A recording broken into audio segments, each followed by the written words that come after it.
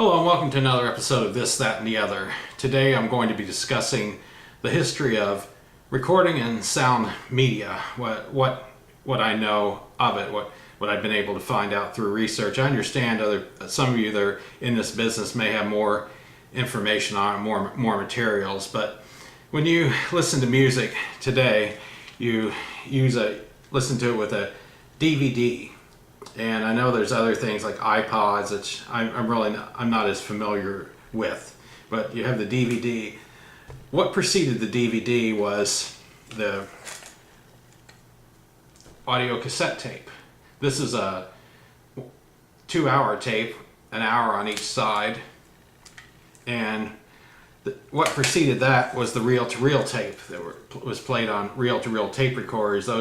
Those were around from the 1950s all the way into the 1980s.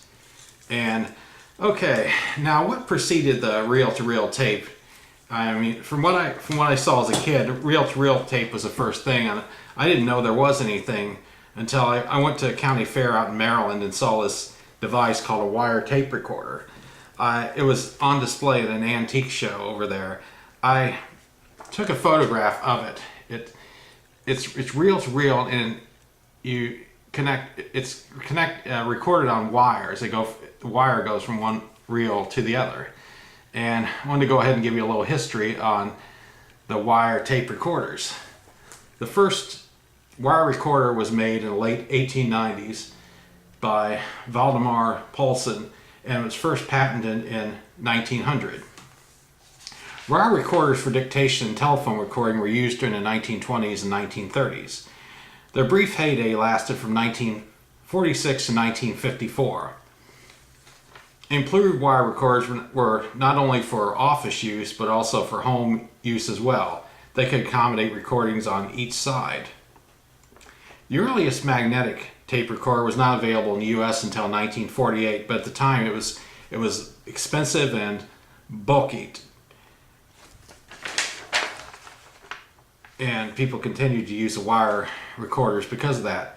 During the early 1950s, they were made more affordable and more compact and simple for office and home use.